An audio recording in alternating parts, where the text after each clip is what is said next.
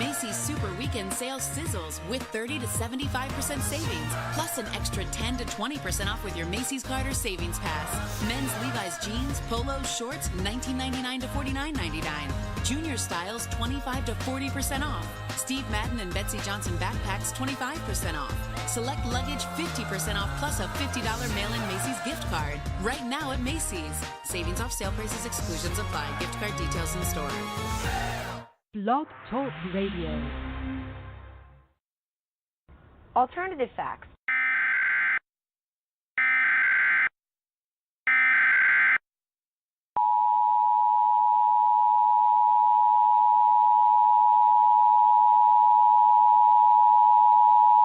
The following message is transmitted at the request of the United States government.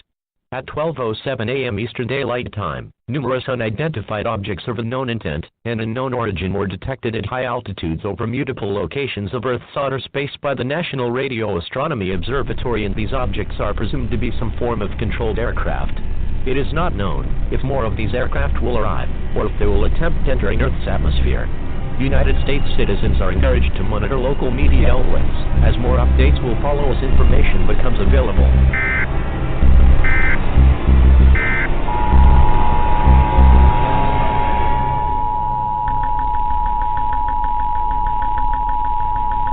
The following message is transmitted at the request of the United States government.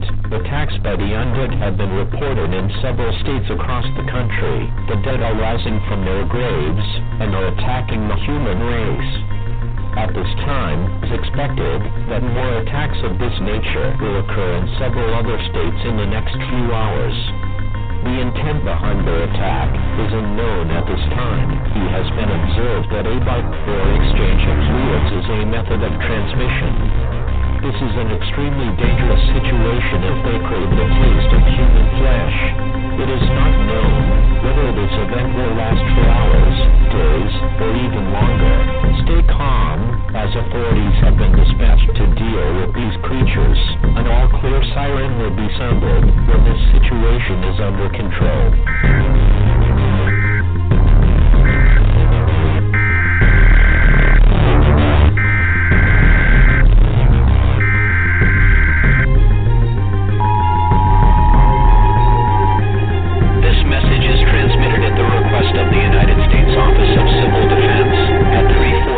Pacific Standard Time, nor is detected a long-range nuclear missile launcher. This missile is believed to be headed in the direction of all residents within a 400-mile radius of this area should seek a fallout shelter immediately.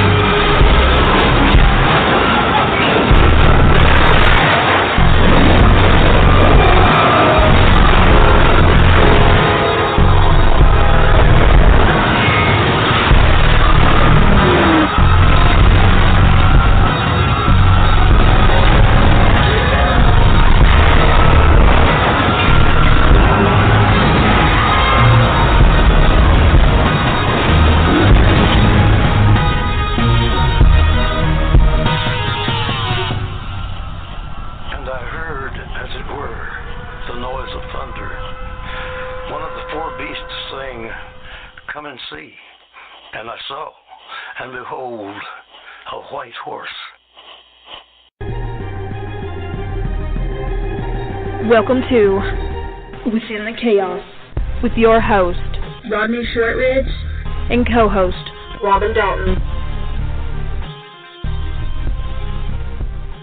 Well, good evening, everyone, and thank you for joining us tonight. You can listen in by going to blogtalkradio.com/Within the Chaos, or listen in by phone. You can dial 323-870-4197. And you can also call in to ask questions to our guests at the same number, 323-870-4197. From deep within the heart of the Appalachians, I'd like to welcome everyone and thank you all for listening to Within the Chaos. My name is Rodney Shortridge, and I'll be your host tonight, along with my fiery redhead co-host. Robin Dalton. Hey, y'all. Tonight, our special guest is Robbie Thomas. Robbie was born in Ontario, Canada, and has lived in Canada all his life. Along with writing books, he is a screenwriter, producer, and a psychic criminal profiler. He's created a new TV series which he'll host that is in development with Lamport and Shepherd Entertainment called Psychic Profiler. Robbie has researched and worked in the paranormal field for many years. He's appeared in 2 critically acclaimed hit paranormal movies. He's been featured. Can you hear me now? Now I can. Jesus, starting out right. Let's just have this night just off the hell before we get started. Okay, let me see. Worldwide radio programs such as CBS Radio, The Kevin Smith Show, Para X Radio, LA Talk Radio, and now Blog Talk Radios Within the Chaos, and many more. Over many years, Robbie's assisted police and families in murder, missing persons cases where he does psychic profiling. More about Robbie's work can be found on www.robbiethomas.net. Tonight's show is brought to you by Zavitz Custom Roofing and Construction. For estimates, call 519-466-5509. That's Zavitz Custom Roofing and Construction. Also, I'd like to give a shout out to my cousins up in Ohio, Jennifer and Joe Shortridge of 222 Paranormal. If you get a chance, check out their talk show. You can find them on Facebook under 222 Paranormal. Also, to the beautiful, lovely ladies of Paranormal Party. Rod. We lost you again, buddy. Well, I don't know why. Can you hear me now? Yep. If it keeps this up, it's going to be a long night. Misty and Ashley Connor of the Connor Sisters, get a chance to check out their talk show on Paranormal Party. You find them on Facebook also. For all you freaky friends out there, you can go to the Freak Show, Ryan Jones' show, and the 360 House. And you can also find that on Facebook. I also want to give a big shout out to all the Facebook paranormal groups that allow us to post our shows on their pages and helping us get the word out about our guests. So hopefully I don't have no more problems. So Robin, can you give us a breakdown a little bit about what your week's been up to? My week. Hello, gang. How are you? What? My week's been okay until my kids just scared the crap out of me about 30 minutes ago with a frog. Other than that, it's been wonderful. No complaints. But I'm really excited this weekend, guys. We're going to be at the YCon. So everybody needs to come out and see BDPS and hang out with us and enjoy yourselves. It's going to be a fun time.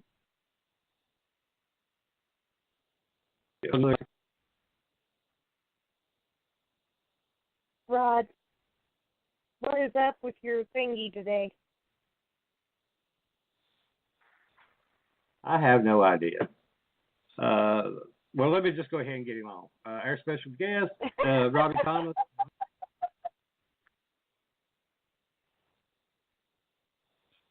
And we lost you. Sorry, guys, for all the technical difficulties. Lord have mercy, Jesus. I don't have no religion, but boy, I'm about to get some. I don't know if anybody heard that. Did you hear that? I heard something about get some. That's all I heard.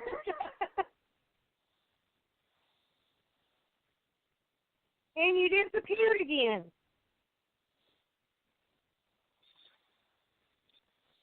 Okay, how about now? All right, now I can hear you for the moment. Oh, my God. Here, let me hook up the mic, too, and see if this helps.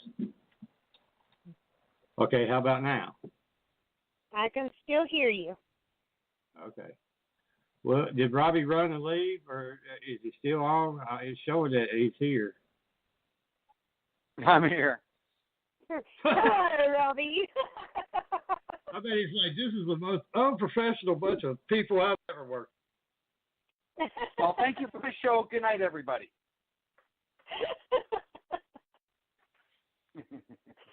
So how are you doing tonight?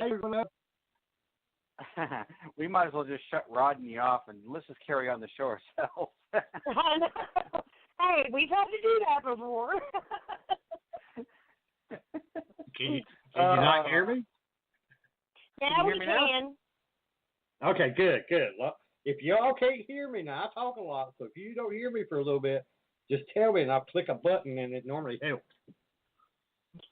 And this, How many buttons this you got portion over of there, our, Rod? and this portion of our show has been brought to you by Verizon. Can you hear me now? No kidding. Oh shit! I'm gonna take that guy's job with the Sprint. Can you hear me now? Hey, he's doing a good job. So, Robbie, could you tell everyone about yourself before y'all lose me again? About your fascinating journey as a psychic criminal profiler? Yes. You know, it's been fascinating this weekend. I was actually in Louisville, Kentucky at a convention with Keith Age in the Mid-South Paranormal Convention. Great time. A lot of beautiful people there from every, different shows you can think of on TV and just the crowds and people that were, they're phenomenal. Now jumping back in I don't want to plug that because it's a Verizon commercial. Can you hear me now? But anyways, I just wanted to jump into, the psychic profiling part of it, as you stated. It started a long time ago as a child when I grew up and, knowing that I had some type of sense about me. And at age 3, I'm walking around the house explaining to my mother, I'm adopted, or I know I have a sister out there. There's something here. And back in the early 60s, if you were a mother out of wedlock, the Catholic Church would take your baby and give that child up for adoption away from the mother. So that's what happened to my mother when she was being promised to be married by this guy, and he never married her. But then my mom met my father years later, him, me, and then lo and behold, you got this 3-year-old running around saying, either I have a sister or I'm adopted. And come full circle to 1994, my mother passed away. The family pulled me aside. They explained to me that all those years that I more or less tormented my mother by saying, either I'm adopted, was true. And there was a sister out there. She's been looking for me. So that came full circle since age 3. Fox did a special on it, and it was pretty awesome. So I can relate back to age 3. Wow. So when did you? All right, Rod. Click your button, buddy.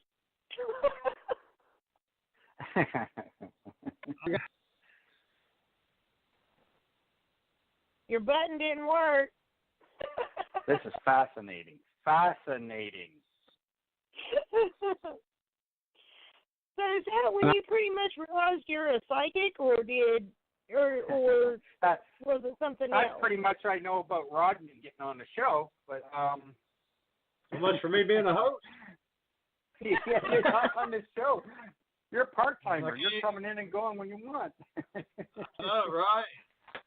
So what I was getting at is when did you realize that, you were a psychic, and what experiences did you go through at that time to convince you of your psychic abilities? I hope all that got out there.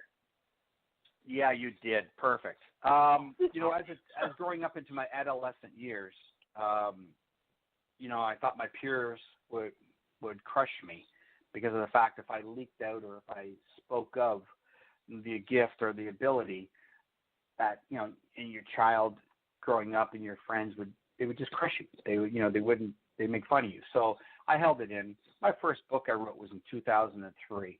And I explain in there about growing up, having this ability or this curse as a child and developing it as in my adolescence trying to understand the difference between a true message and what wasn't real, the fairy tale world versus the reality of life that really transpires between this world here and the afterlife.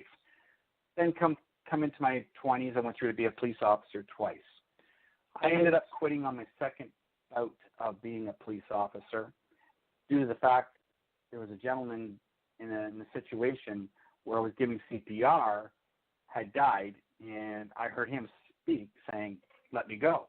And I stepped back for a moment to look at him, and I thought, I'm hearing this right? I'm going to do it again. So I started to do CPR, and once again, very loud, very clear, the voice spoke, said, "Let me go." So I stepped back, and that was it. I knew then, at that moment, that I had to change and do something different with my life and move forward. Now, it slowly developed in working into the aspect of profiling and working with police. My first case was about 30 years ago. I'm in a parking lot with a gentleman who was a manager of an apartment building, and I look over his shoulder, and there's a gentleman walking in to the entrance, and he had a black shroud around him. Now, black to me means evil, bad, something really bad, but he really caught my eye. Not only did he look like Eddie Van Halen, 5 foot nothing, shot off Eddie Van Halen to a T, he did, but the shroud around him really bothered me. So Greg turned around, took a look at him, and looked at me and said, "Do you want to go see Jesse? You want to meet him?" And I was intrigued, and I obliged. I said, "Yes, let's do this." We ended up in Jesse's apartment, and as I'm sitting there, my train of thought is the police way, how to ask questions or that mentality. Now, in thinking of that way, Jesse, a.k.a. Jesse, asked me to stand up. I did. So you're looking at a guy who's a little taller than 5 foot, looking down at a guy who's looking up at him, and he says, "Are you effing hot?" And I didn't understand what he meant until he lifted up my shirt and started smacking my back and checking around and see if I had anything on me. He was looking for a wire. Then he started to explain why he was ripping off the car stereo across the way in his townhouses that made him go to the gas station with his accomplice and shoot and kill Mark Campbell. Now, I listened to the whole entire story, and as I'm finishing up with him, he tells me he wants more. Stand up. I did. He grabs my shirt, pushes me to the door, opens the door, tells me if I tell anybody, he's going to kill me, pushes me out the door. Well, immediately, what I do is, because there's a train of thought, is I go down and go talk to the detectives.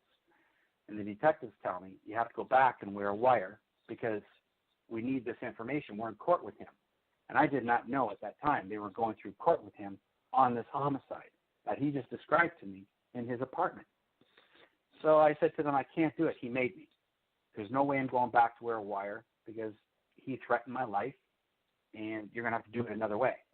That was my first in. I sat 2 feet from a murderer, and that's my very first case getting involved with the police. Wow. Wow. So, well, how exactly do your psychic abilities work? I mean, do you need to prepare yourself, or is there a certain technique that you use when you're working a case? If it's true and genuine, and we go through the unfolding of a case, the police will get a hold of me. I don't ambulance chase. I mean, it was very interesting. I'm at the convention, and I'm speaking to many individuals, beautiful people, and they all come encompassing of, yeah, I work with police, or we try to work with different psychics and get the information, and then we'll send it to the police in hopes that they look at the case. And I don't do that. I never have. There's always been where they've actually come to me and present the case to me, or the family will come to me in light of the police asking them, or vice versa, and then that's how it's brought forward. And I look at how other people go about doing these things, and I always tell them, you got to watch out for the legalities. There's a certain method and methodology that I follow that I've defined and refined over the years that make it so simple to do cases with police, where I won't give that out to just anybody to let them know, because then, it's all these years I've put all this time in working on this. And when we get involved into a case, it's the pure ability that I'm looking at a case right now as I'm talking to you. It's on my screen. And I'm going to give you a for instance. Detective DeLay down in Kenneth City, Florida, gives me a call. He says, at 9:25 in the morning, we have an endangered woman. She's going to, she's off her medication. She's going to hurt herself. We need to find her immediately. The missing persons report went out at 9:25 in the morning. He called me immediately.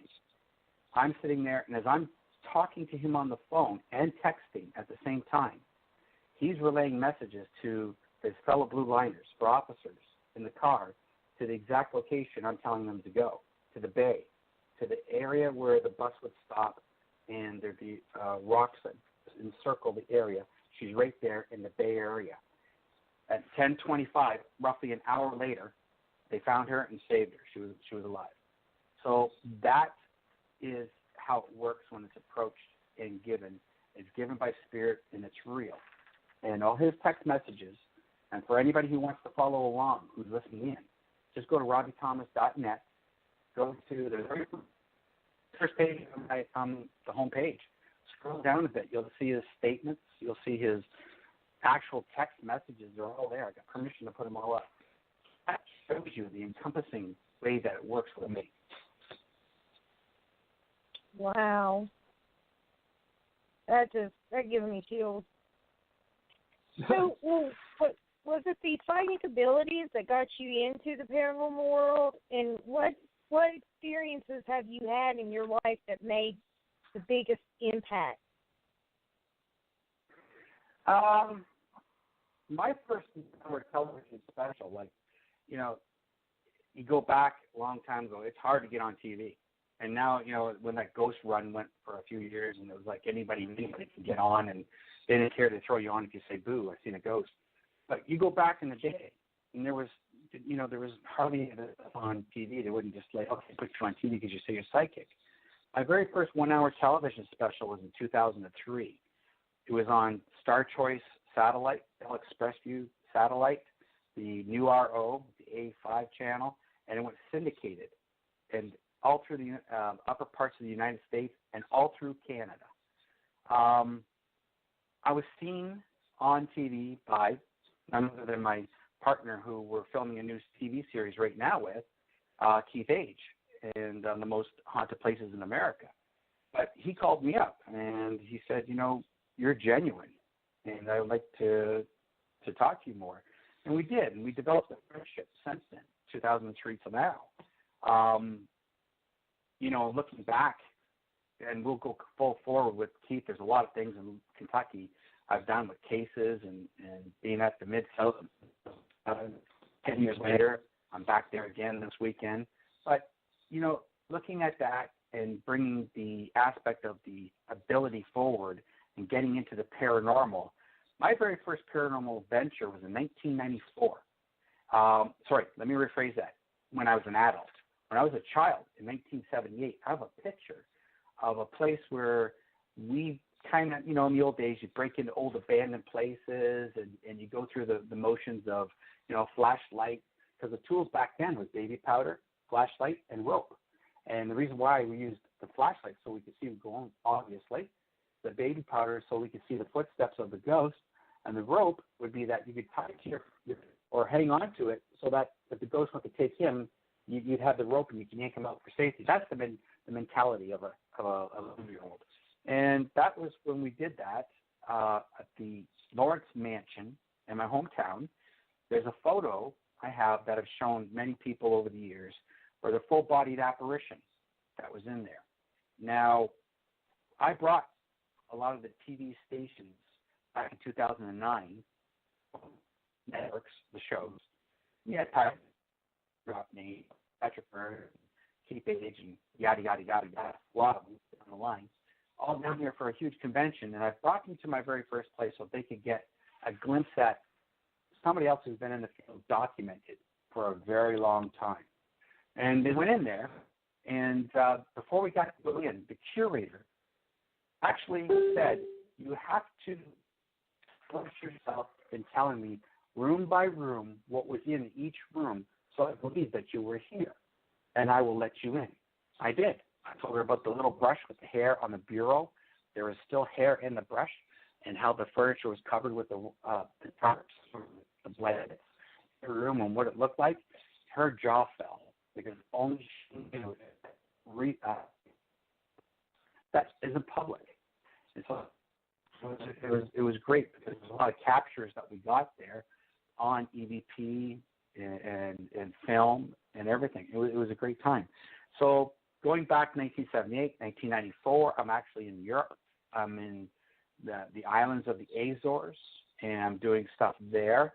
I went back several times. I did some more filming about a few years ago. It took people, we went down into the belly of a volcano, and inside this volcano is the largest European volcanic cap in all of Europe. And inside, the volcano is alive. So we got the sulfur pits down there. We're 300 feet down below. There's a lagoon, and there's a little opening. And every so often, the water will drop, and that's when the pirates would come in.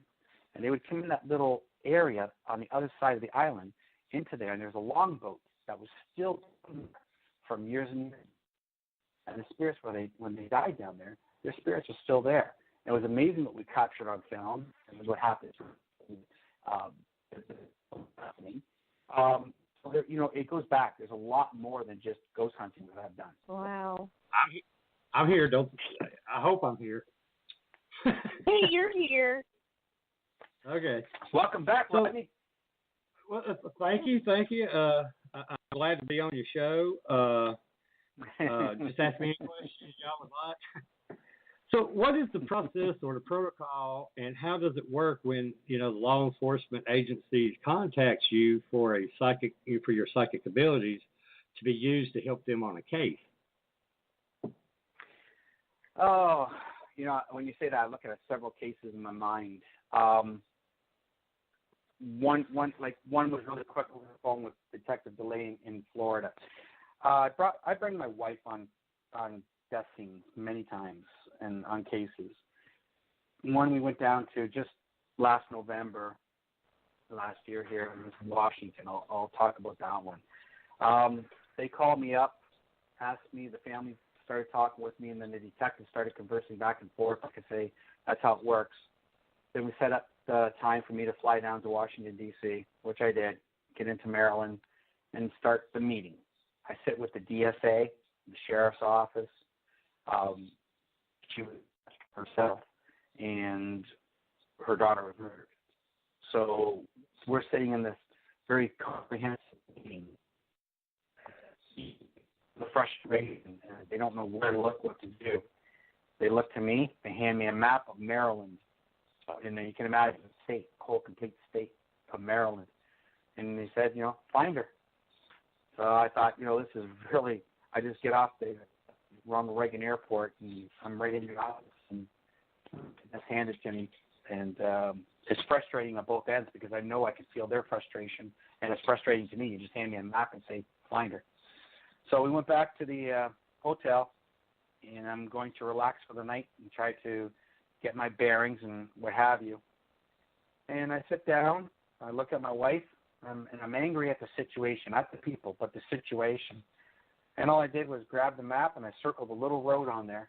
And I said, that's where she is. And I pushed the map, sat back for the rest, and went to the office in the morning. And they took a look at that, and the first thing they did was, like every great detective does, is they'll take you and they'll drive you over here and say, is that it? Nope. They'll drive you over there and they'll say, is that it? They'll drive 10 miles all the way over here and say, is that it? And they'll try to make you waver in what you're saying. And I never waver. When I know what I know, it comes to spirit. That, and he goes, you know what? I was looking at, and it had me really spooked all this time. I did a cadaver walk back and forth a couple times, and I had a bag. And this gentleman lost his tools, and I can't get into all the detail of that. I found his bag, so you can understand where I'm going with this. And without me on live radio giving everything away. So that's how it works. that's the procedure. It's it's professionally done, but it's professionally done on the level where I say, okay, now it's my turn, and they turn it over to me. Another case in Kentucky, I think it was London, Kentucky, or somewhere around there, Hazard County, and I'm with the detective. We're talking to these individuals who did a double homicide, and as I talked to the one punk on the phone, that's the word I got to use for them because they're nothing but garbage. I talked to the one punk on the phone, and he's telling me, well, come on over. Come on, driveway. And he's got guns. I'm going to do that. You know, I'm trying to entice him to come down, talk to us, but he won't. So then we talked to the other guy, but we find out he's in jail. So then we got one guy left, and he actually did agree to speak with us. So as he texted, I said, well, just forget it. Stuff. I should go back to the hotel meeting room, and you guys are going to do something. So we did. I wrote down on one crystal board, I profiled this punk, his character. Second crystal board, I profiled what he was during. The third one is what he did afterwards. So this was all inside the SUV, and we head over to Bobby's driveway. Bobby comes down in the driveway, and he's standing there. I got the recorder there. He's talking to him, and he's the bad cop. I'm being the good cop, and he's talking to him. He's telling him, you know, I know you did this. I know you did that.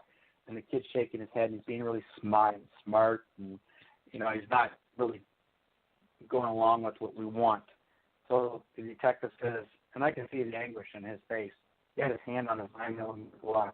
He did tell me afterwards he felt so much like to pull that and put that kid away. But, you know, in life, great detective, and everybody goes through this because it's so hard for me, like, to get these people, right? So he goes, you know what? He goes, you're going to sit there and you're going to listen and you're going to read what he just did. And he opened the doors up, and he brought the Bristol board out, shut the door, put it on the back of the SUV, and he goes, now take your eyes and you read that.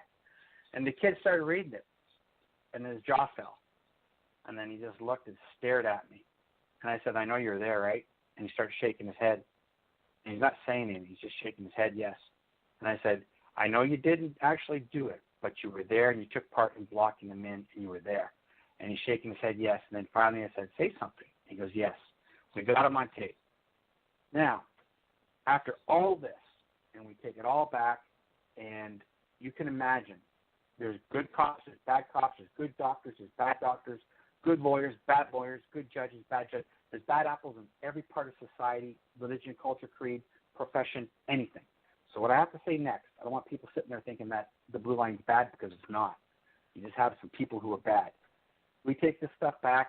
We got it on tape, and it just so happens to be that some of these people who were in that county are corrupt, and somehow that tape got erased, and then Bobby, an hour and a half, walks out of that office, clean as a whistle, and the detective that was there, that was listening to the other stuff that Detective DeLay and I already got, said, sorry, boys, you're out of luck. So we're going at it again from a different frame now, different frame of mind, different situation. And I got to Ronnie. That's the other guy's name is Ronnie. And then they call this other guy Jesus. He's a heroin dealer. And all these guys are all involved. So I got punk number one off. He's off someplace. Punk number two and Ronnie. We did all this and left there. His brain that he had to go see a psychiatrist. And during his appointments, he said that our voices stuck to him and that he did this, and he did do it. He admitted to it. And there's a video on my page where you can listen to the detective talk. And he says on his deathbed confession, which Ronnie's deathbed confession was, yes, it did. Those voices got to him as he murdered those two men. So what he did, he committed suicide. And then the other guy committed suicide. So now we're left with Bobby. And Bobby's been acting up. We've been following his social media. It just doesn't end there. People think that, you know, you're just a psychic. You say things, you do that. No. And I look at everybody in social media who follow me and who they say they're psychic. It never ends there. It's a day of all hours still working, months and years and doing this. And so we're watching him in his social media, and he's flipping out now too. So he's giving little innuendos, little hints at what's going on, and either he's nabbed or he's going to do himself in. So that's the procedure. That's what I do. I actually go on the front lines, and I actually talk to these people. I get in their face. I get in their thoughts. I make sure that they know I know. Fascinating. So, have you ever worked a case that was just too much or just too emotional for you to deal with? They're all very emotional. And children are very, when I did my presentation in Louisville, I put it together. It's a 14-minute clip, and then I talked for about an hour. I'm sitting at the back, and I thought, okay, this isn't going to get me this time. It always does. And I look over, and there's a very strong fellow friend of mine, and he's sitting beside me. He was actually a sniper in the U.S. Army. And so I'm sitting there. I'm looking at him. He's getting choked up. I'm getting choked up. And I just look at everybody watching all these beautiful children, and one after another as the film's going, all the cases I've assisted in and the letters and the videos from all the police and what have you. It's very emotional. I live with this every day. I wake up in the middle of the night, and I think of these children. I'm sleeping, I'm dreaming of these children. It's something that you just don't, okay, I can read somebody and walk away with $50 and I feel great today. No. I mean, I actually live this day in and day out. I don't know anybody else. I've been told by many very different U.S. Marshals, like I said, the DSA, the FBI. I've worked with a lot of these, and they say, they don't use people. It's amazing how they even got me. And then I get on the front lines with them. So I know that when people say they do, they don't. And it's very difficult to go through it. The hardest part is watching a child, and when you see the child before the child goes missing. Now, I know that's going to be a little strange for you to hear this, but there's a radio clip of a program director from the Fox station. I showed my diagrams and everything to him before, and it was just last week actually was the anniversary. So I know the anniversaries of all these children too. Just last week was the anniversary of Victoria. And I showed him this stuff 2 days before she went missing. I drew it all up. And I went to see him, and you hear him on the tape say, and you drew these diagrams, and you showed me all this before the police started to investigate, before this even happened. And he goes, I'm a skeptic, but now I'm a believer. I can't, and that's what he says, live on air. And that clip's there. We managed to, as a team, with the Blue Line family and what have you, all the diagrams went there. There's 2 people in jail now for the murder of Victoria. And, you never find solace, because I know if I don't find it, can you imagine with the parents and the family? Their lives are torn for the rest of their lives. That's something I hope I never endure. Yeah, and so when you ask me, how does it affect me and what's the worst thing in the world? Well, it could be a child, it could be grandpa, it could be grandma, it could be anybody. Life is precious, and when I get on a case and I chase these punks or these monsters, I go all my life until I get them. I've been working cases that are 2 years, 3 years long, and we're waiting for that little snippet for them to slip up because I've already given the information, and we're just waiting for it, and we're going to nab them. And then I'll plaster it all over the internet again, saying, gotcha. Mm-hmm. Wow. Well, have you ever turned down a case, and if so, why? That's a great question, because I was involved in a case that involved human trafficking. Now, I've gotten girls out of the human trafficking, I don't want to call it field or whatever you want to call it, but it's a terrible thing. And I've gotten, and there's a lady's letter on my page, and I keep referring to my page because there's so many cases. And you see her there, she says, and he brought my daughter home, and she puts in capital letters, alive. So I got her daughter home. I'm involved in this one case. It's very, very distorted. It involves, again, very criminal activity from all professions. You can imagine what I'm talking about. I was threatened. My family was threatened. I went so far to even convince the only witness to finally come forward. And that witness did come forward and gave boxes of a material that would put away so many people, but yet mysteriously that disappeared within the ranks of, and it just went skyward. I mean, it just blew up. It's a big, huge organization. It's bigger than you, me, and it goes from all over, and it involves everybody from lawyers, doctors, to bike gangs. You know what? Yeah. Did I have to stop? Well, yeah. My life and my family life and my children, I had to. It was just something I had to say, it's either I go till dead or my family members are dead, and I got told to get back in the eyes of the family. That was the words they used when they called me. And I said, yeah, that's it. So there's certain things in life you do, certain things you just can't do. And, I'm hard-headed and I'm bullheaded, and I still wanted to do it regardless. But I had to look in the eyes of my wife, and I had to look in the eyes of my children and say, am I going to trade that for you? No. Wow. Well, how does the prosecutor use the information and evidence that you provide on a case? And, and how do they present it in court? And has any evidence that you have provided in a case ever been thrown out of court? Never thrown out. They use it as a tool. Little boy in Louisville, Kentucky, 10 years. 2 weeks ago was the anniversary. And that's when I was down there at Mid-South in 2007 when we caught him. I get a phone call. They send me a picture. I'm in Canada. I'm looking at this beautiful 4-year little boy. And all the diagrams and everything are on my webpage again, RobbieThomas.net. Murder cases, the tab, hit it. So I'm sitting there and I'm talking, and I'm looking for information. And I get all the information from Spirit, and then I feel when he was murdered and the whole, everything that people say, how is it to be psychic? How do you feel?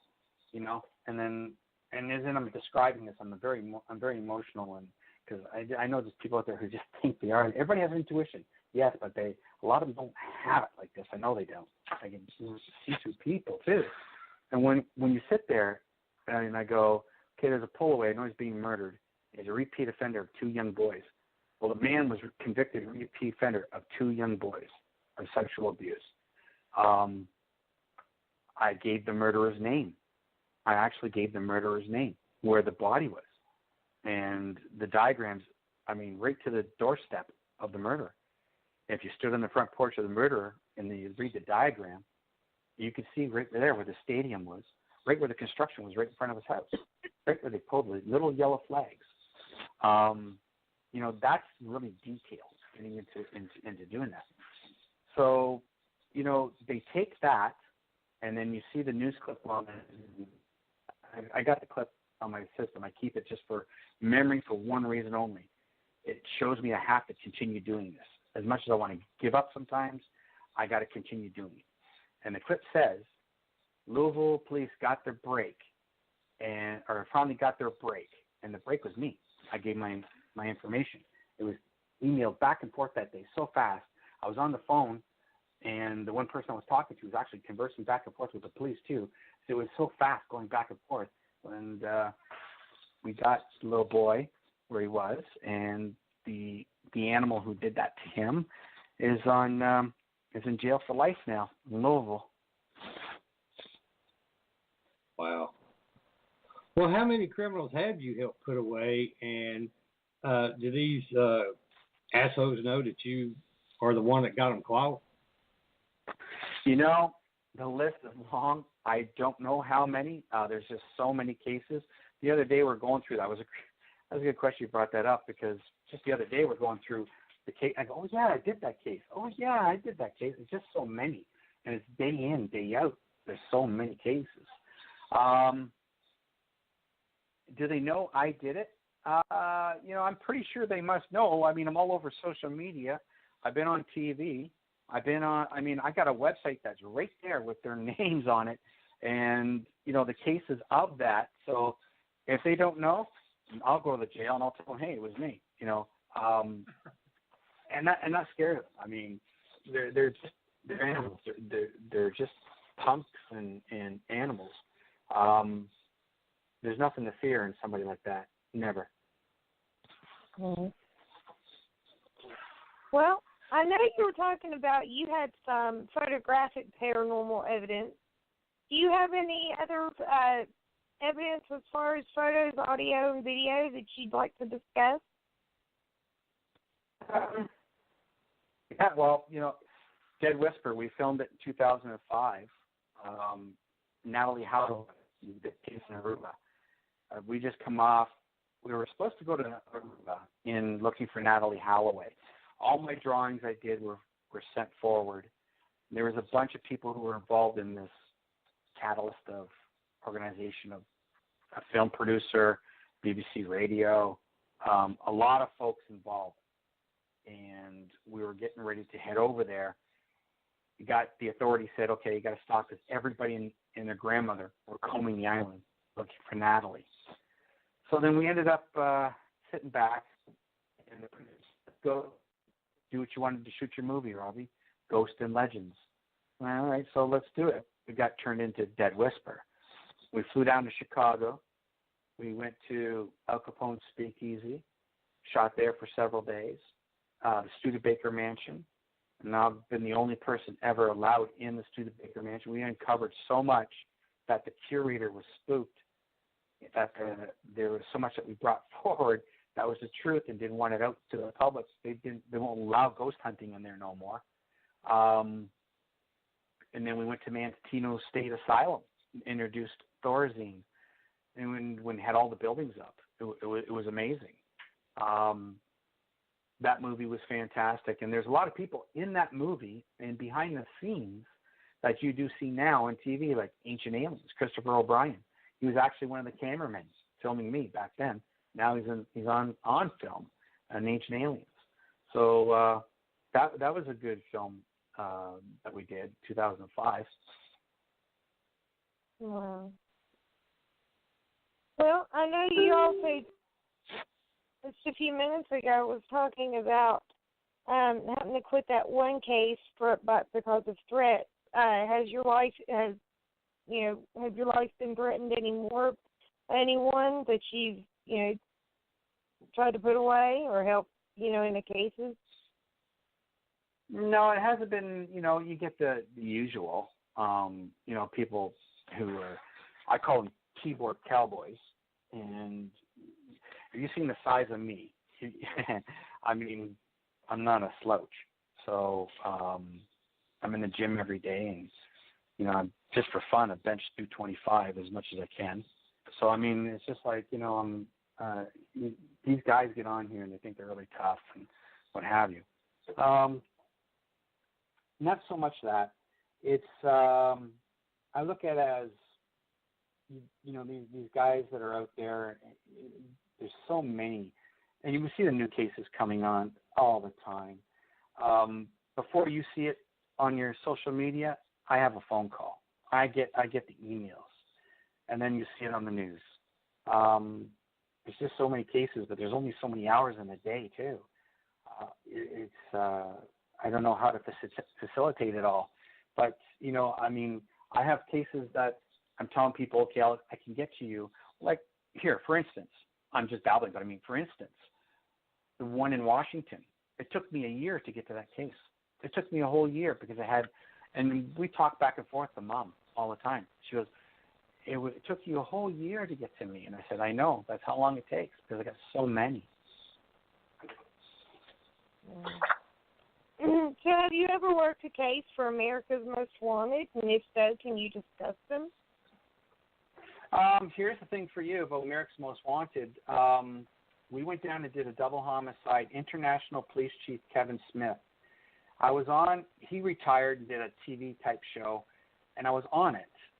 And during the time I was on the show, he was asked to ask me questions about the Baseline killers because he lived right there in Arizona in Baseline in Glendale. So I obliged, answered those questions, and I told them they were talking to the two gentlemen And you got to go back and talk to those two guys, and I described in more detail because he couldn't give it over the radio either, or his TV show. And that clip actually is on my Facebook or my website, and you can watch that too. And he tells it straight from his mouth. He's an international police chief. He used to be a state capitol police officer until he got promoted. And, he tells you right there. It was amazing, he says. And it went out and played down just like you said it would happen. And those two guys are in jail, and they're all done. And then I said to him afterwards, I got the show I created.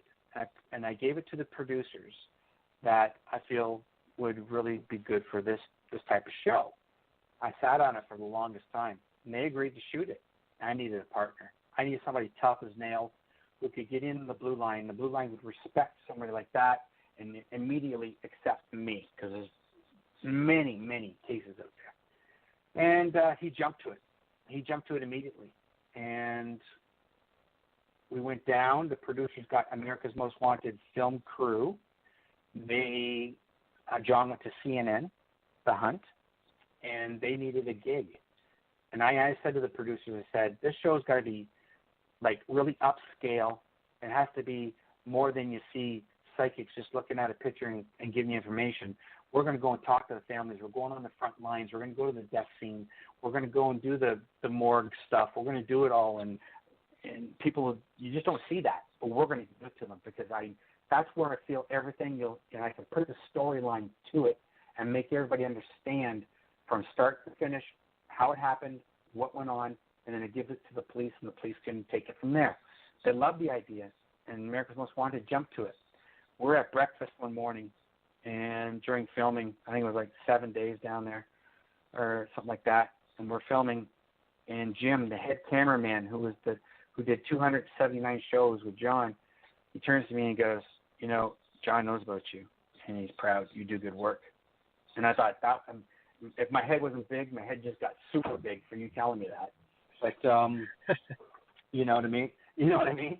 And But I'm not about that. I mean, I'm just about getting out there and helping. But it was a good compliment, and it's like, really, somebody knows about me. But anyways, that's the extent with America's Most Wanted. Okay. Oh, sorry. Yeah, great news today. I got to break this news today.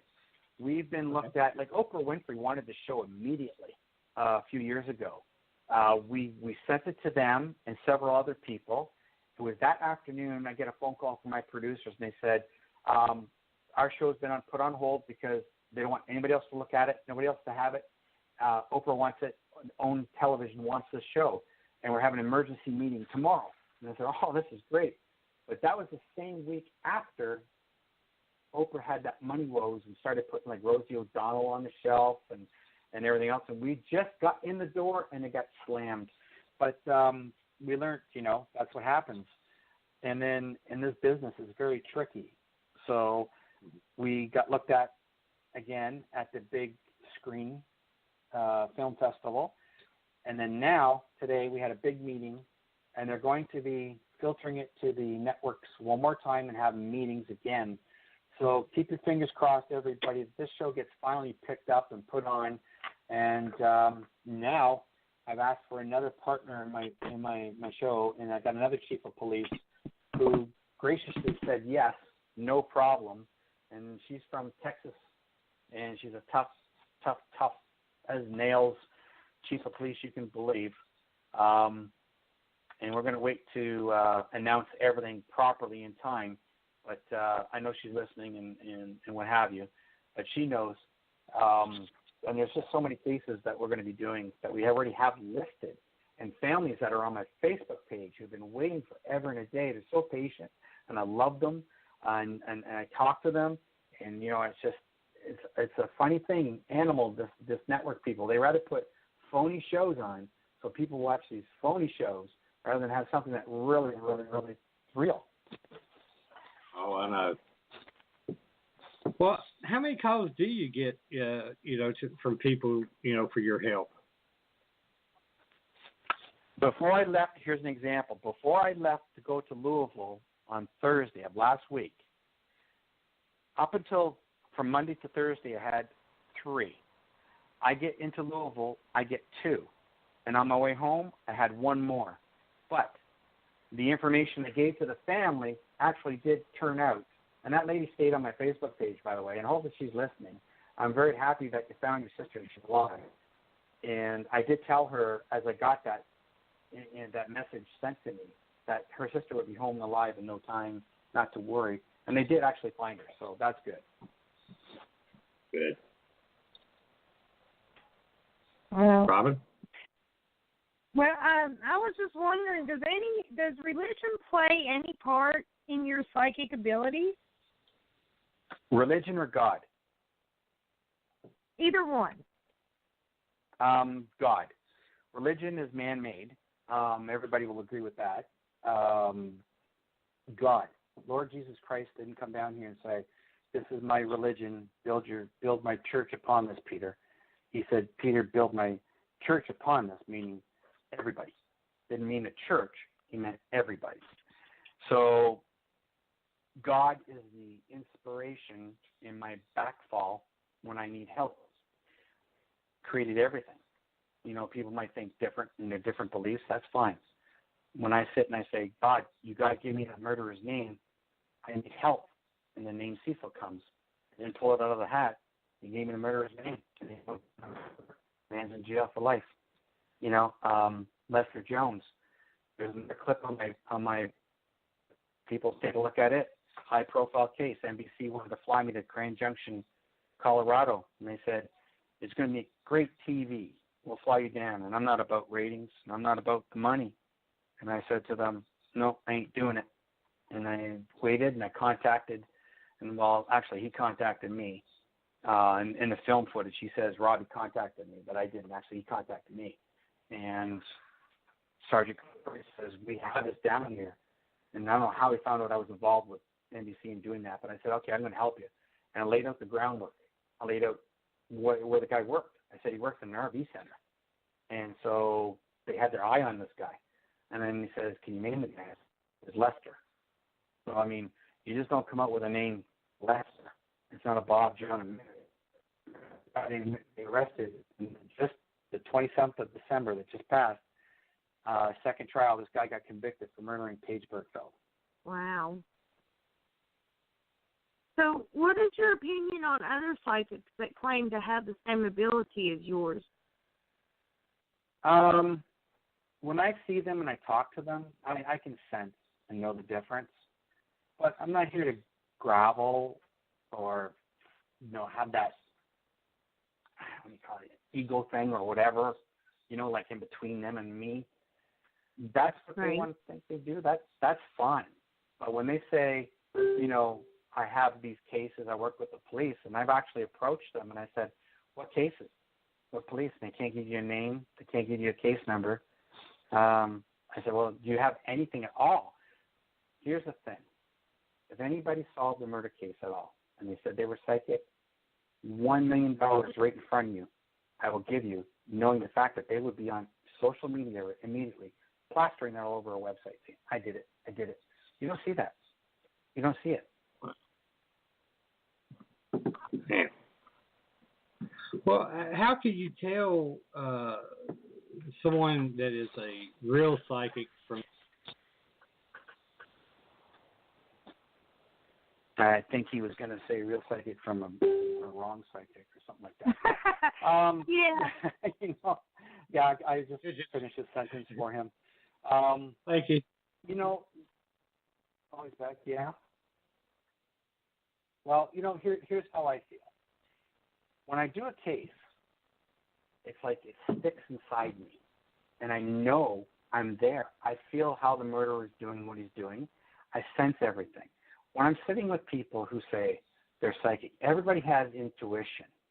A lot of people get that demographic wrong when they say between intuition, ability, and this term psychic. And I've mentioned this also. The only reason I have the title psychic is because people can relate to it and they know what that is. For years, you know, I never used it. And they go, well, what are you? So I'm a child of God. And they go, what's a child of God? What's that? You know, and so instead of saving that headache and saving that long spiel and going through all the crap of people who feel they want to put you on the spot, I just let them have their heyday, and I just go, okay, it's psychic. But how to tell the difference between is, people have a certain amount of ability. A lot of people are really, really open to it. And then there's people who are really open to it. And then there's some who just have intuition. Like they think the phone's going to ring, and the phone rings. Or they think of a song, comes on the radio. That's baby steps. That's very, very baby steps. Think of somebody and somebody shows up. What's really, I guess, astronomical in the wake of all of that is, like I said, if you name the murderer, not once, but several times in different cases, or you find the body, or you bring somebody home alive, or, it goes on and on and on, or you catch a thief. I mean, there's a case on there, I caught a thief. That's actually another 10-year anniversary at the last bit. So they broke into the people's house, and then they named the guy and they caught him. That, I guess, is beyond, true ability. And I know there's and who's out there.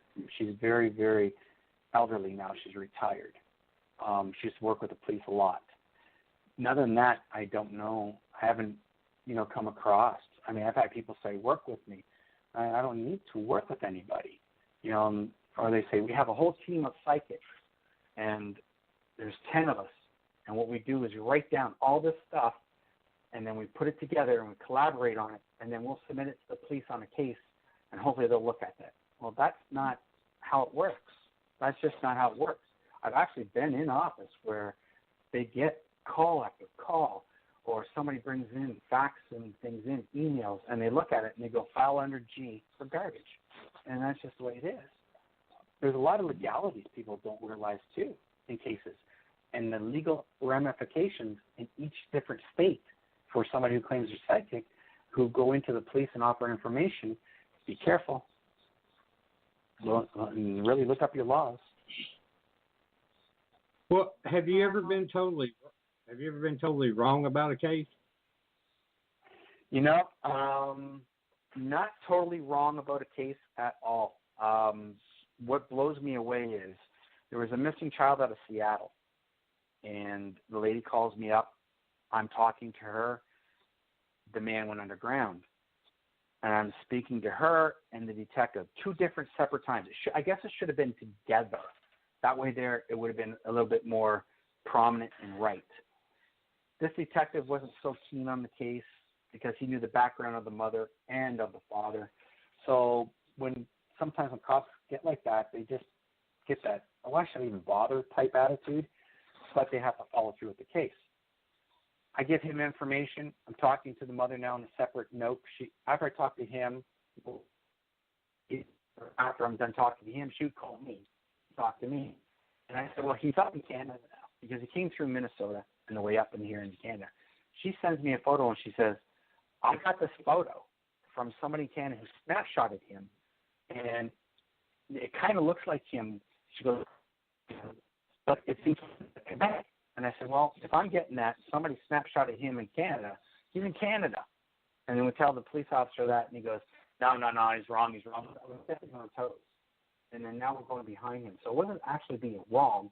It's that you have to follow the right demographic of a case. You never step on a detective's toes. You always include them, and the family has to step out. Or evidence. Mm-hmm.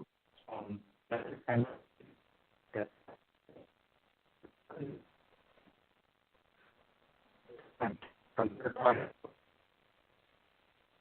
How about jumping on the scene? There's this boy that's missing. Yada yada and all this. Well, yeah. And they get mad and they go, what? It's not immediate family. It's my policy. It's a legality. So I'm not going to give you any information directly to the police, but I can't have an ambulance chase. Give me other family to call me. Work. Okay. Well, how far back has a spirit from the past contacted you? Such as 1700s, 1300s, or even further back, say thousands of years. And if so, can you discuss that with everyone? And also, how far of a distance that you've reached a spirit, say, the other side of the planet, like maybe Australia or Japan or something like that. Yeah. I'll work backwards with your questions. I wrote a book called Signs from Heaven. And in that book, there's a lady who was in Portugal who ended up in her spirit willed me.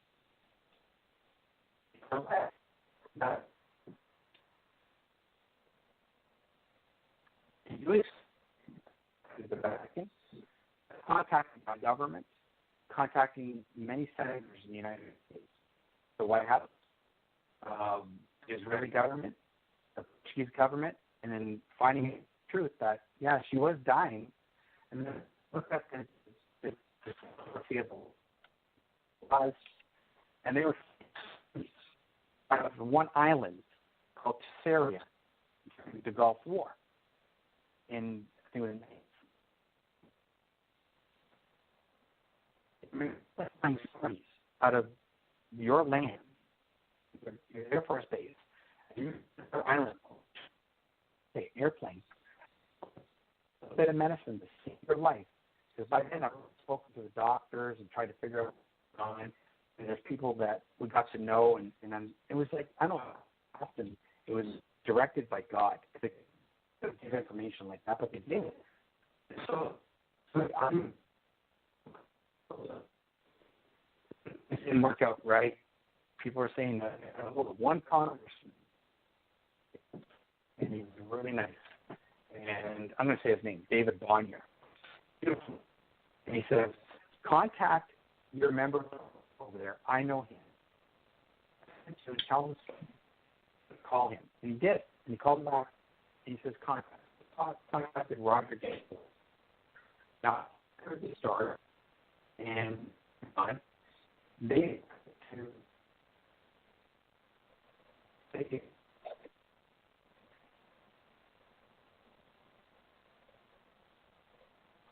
Robbie, you're cutting in and out. I can barely hear you, bud. You might need to stick your hand there. Oh, yeah, that's better.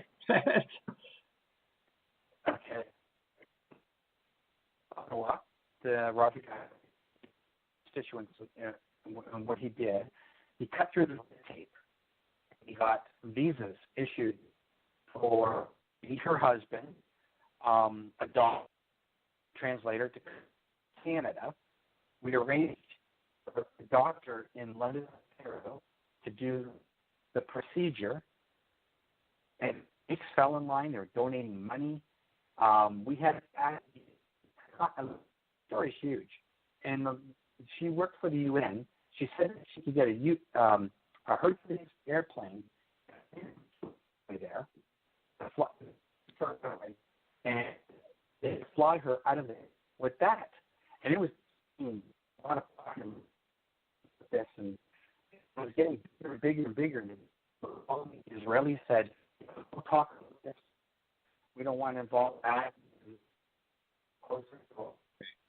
You're still cutting out really bad. I'm sorry.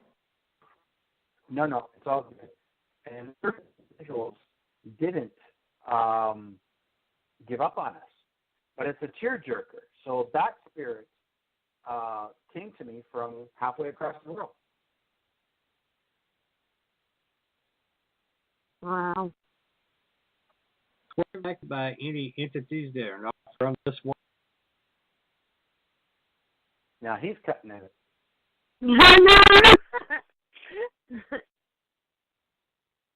I think what he's wanting to know if you've ever come across any entities that are not from this world. I'm sorry, not from what? That are not from this world, from our world. Oh yeah, there's many times, UFOs. I remember telling my mother, laying down in the grass, and she was doing laundry and I I'd say to her, "When the angels back?" And she'd say, "What angels?" And I would explain, from the other planets.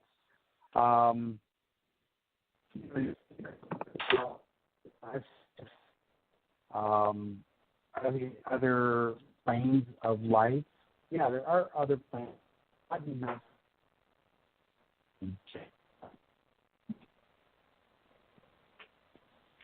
Boy, I believe we're having a terrible night as far as communication. I don't know if I've lost him or I can't hear him or y'all can't hear me. Is anybody out there? I can hear you now. Y'all are taking turns. Oh, okay. Yeah, still here. I believe I'm going to have to put on my tinfoil cap and stick my arm outside to get a signal or something. But can you hear me now? Oh, yes.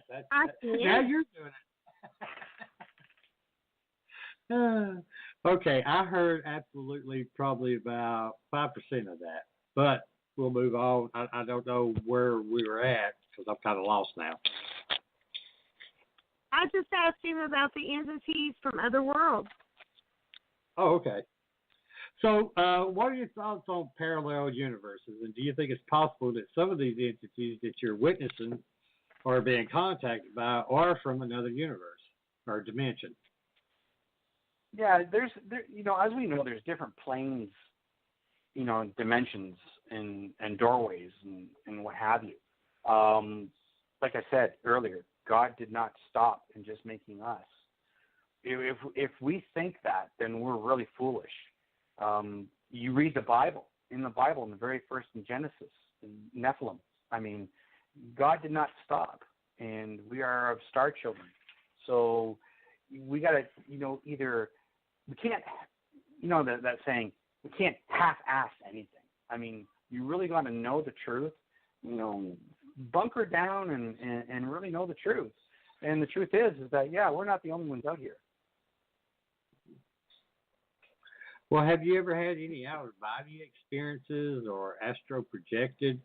And so can you explain to everyone what that means and how it's affected you if you've had that experience? Yeah, body travel or astral travel. When you do remote viewing, it's a form of astral travel. Deja vu is a form of astral travel. It's also a form of meditation, because if you take yourself out of the then and now and you create this place where you go, that's different. So yeah, we can do that during our dreams when we're sleeping. A lot of people do. It's a meditative state, sleeping. It's a different type of form. And when we do that, a lot of people do recognize that they do leave their bodies in a different REM sleep. What? I've been here before. This is deja vu. That you've traveled in that kind of state of mind or subconscious.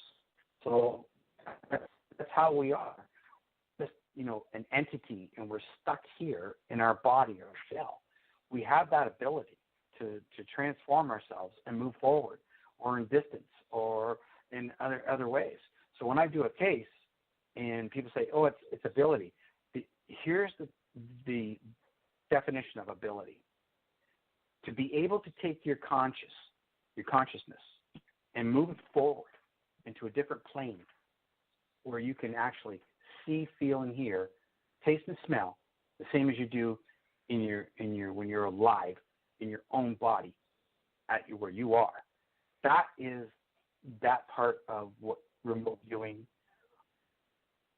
travel. I've done it for years. We all have done it. We all had some type of ability of doing this, and it's in us. Mm-hmm. Wow. What type of equipment do you use when you work a case, or do you use any type of equipment other than your psychic abilities? Just pen and paper. That's all I do. I don't record anything. I don't, because everything becomes like automatic hand drawings, and it's drawn.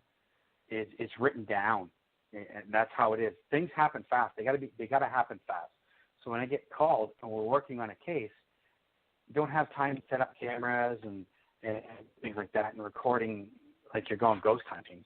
This is real life, and you're really doing something to get that information. It could be just one little inkling thing on that piece of paper when you've scribbled a million things down. You need that information in order to get the next step. So, we don't have time to, sit down and record it and what have you. No. What is your opinion on paranormal investigators today and their investigation technique? Oh, in my heyday, I've seen a lot of people where they, that pendulum thing. Well, I'm just going to hit that because when you mentioned that to me, it's just funny. I remember this down in, I think it was the wood carver shop in Indiana, Dillinger area. And I'm down in there and I'm giving information. It was a great investigation with certain people. And I walked in this one room, well, through. And I remember seeing a girl with a pendulum, and she's talking to these other people, and she's going, look, it's going straight. It should be going in circles any minute now. And she looks up to see if they're looking, and she made it go into a circle. And she goes, oh, look, now it's going into a circle. So, that's funny. And, I mean, I look at that, and I go, oh.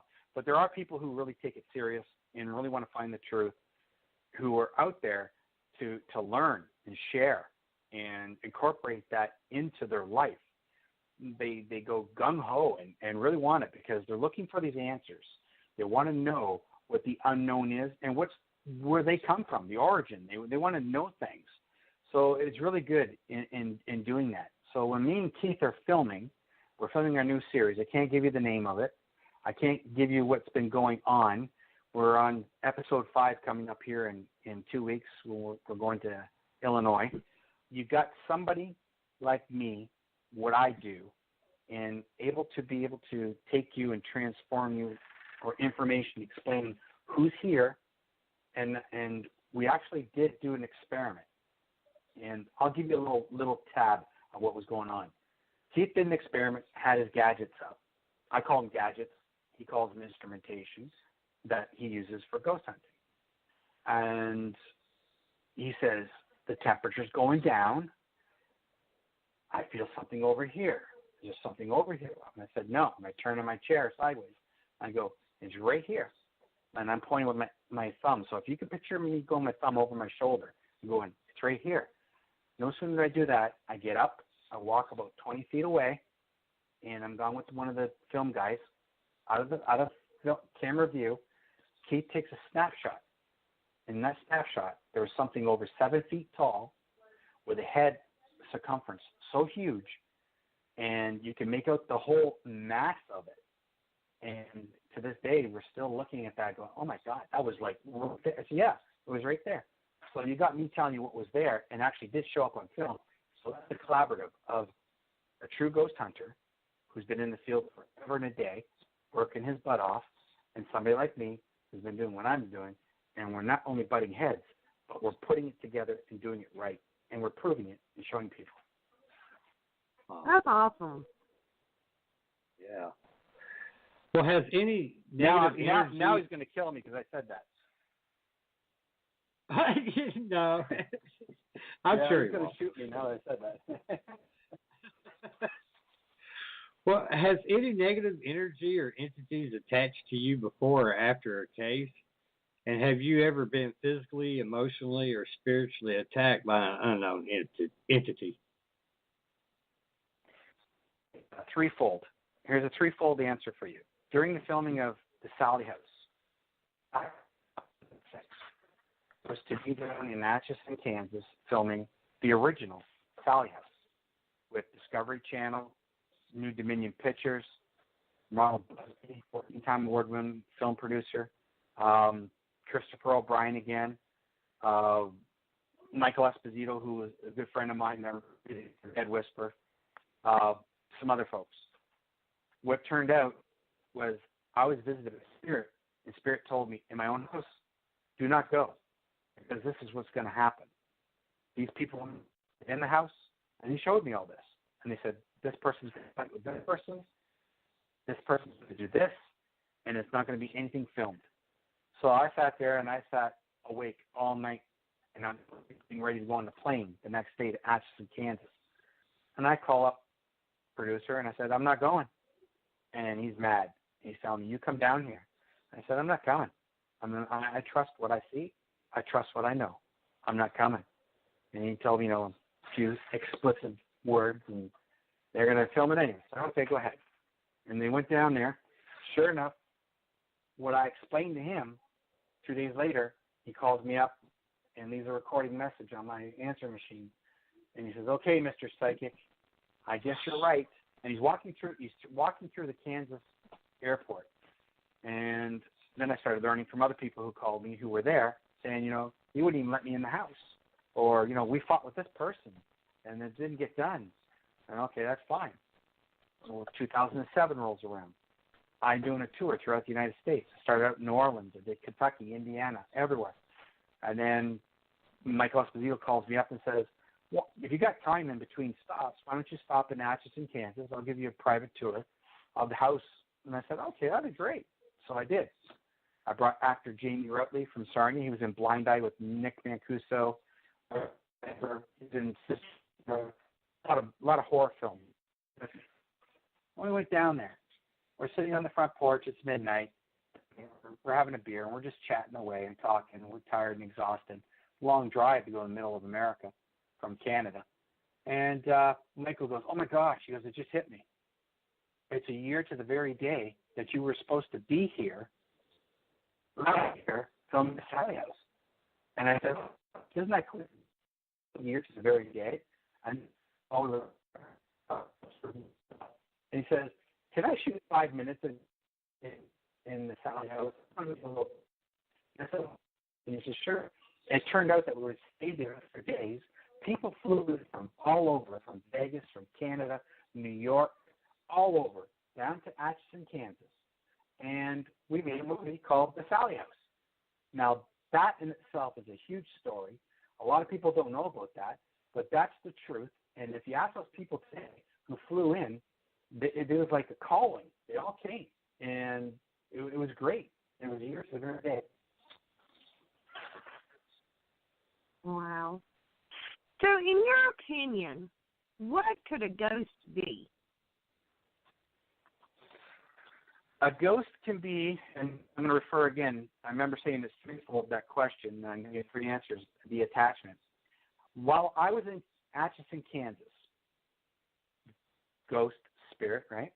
Ghost spirit was acting up in my house. So what was happening in Atchison, Kansas, my wife was calling me on the phone going, "The cupboards are slamming." And we had cupboards opening and shutting in the Sally House. There were things that were happening there that were happening in my own home. So like an attachment, I believe that spirit who channeled their way into me, knowing I was going to go there in the first place, channeled in my own home, and doing that type of an attachment. Evil? No.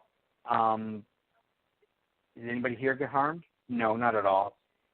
Not type of an attachment. I mean, if you believe in God and you love Jesus Christ, your faith, what have you, and if you're strong-willed as an individual, you're not going to get this for people, you see Hollywood stuff like Amityville Horror and all that, all the Hollywood wish-wash. Right. Now going back to your question about spirit and ghost, we give terms to a lot of things in our life. And I remember 15 years ago, I called this one individual up, and we're talking, and he's got a couple shows. He's got a show on TV now. He's fairly old. We all know him. I'm not going to mention his name.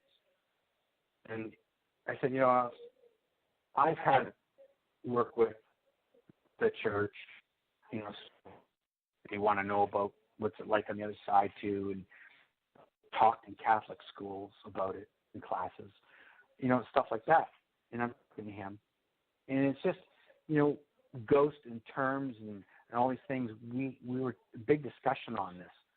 And that's it comes from many, many thousands of years ago. People started labeling things and giving these characteristics. That's how you identify. But the proper term of somebody who has passed on is a person. It's still a person. They're in spirit. God has given us a spirit within us. And when we pass on, we're still that person, but we're in spirit. Then, you hear the stories, it's a ghost, there's different terms, different languages, cultures, and creeds. They give them all different terms.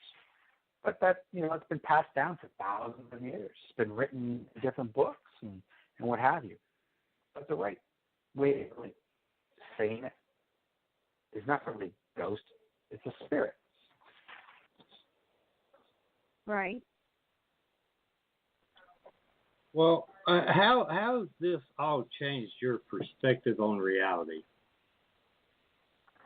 Well, in the aspect of reality, between sitting in a room with anybody here, actually chasing down the murderer and putting him in jail and looking through spirit in that way, you know, doing ghost hunting, and people out there, and a lot of people get so tied up in it. It's a hobby at best. That's what it is. It's a weekend thing. It's a hobby at best. In looking at that and trying to find resolve to their own questions, answers, and what have you. That's okay. I mean, there's nothing wrong with it. But look at the reality of what I do versus that. I mean, I've had a gun pointed in my head. You know, they're on the line. You can pull my gun, you can pull that trigger. And I'm thinking to myself, don't entice her. She's going to pull the trigger, I'm dead. I mean, that's reality. That's reality. Sitting there going, is anybody here? You know, that's just what you want to chase, what you want to do. It's, like I said, it's a hobby at best. It's not a career. I'll tell you that much. It's not a career. Right. Speaking of that, do you get paid to do these cases, or do you just do it all pro bono? I mean, I'm sure there's expenses for you to do all this traveling. Who does the family pay? Does families pay you, or the state, or what? You know, it is a family issue. Yeah, nothing's cheap. And, you know, I love these families and everything out there. And I'm glad you brought this question up, because we talked earlier about third-party people. And I often get these people who write me and they go, well, this boy's missing, or he's been murdered and his family needs help. And, you know, can you come? And I said, well, there's a lot to it, more than you know. You just don't jump on a plane and go, because, you know, and be down there for 5 days. Well, then there's almost another $1,000. So it's very expensive. Very expensive, yeah. You hire a private eye, you're paying lots of money. I mean, you know, you go to a doctor, you're paying for them. It's a service, and cost money. Absolutely, it does cost. You know, people who are hearing this, I mean, multiply that by 30 or 40 a month, and think, okay, well, he can only touch upon one or two, but if I was doing all kinds, like, throughout the week and flying here, flying there, who's going to pay the bill?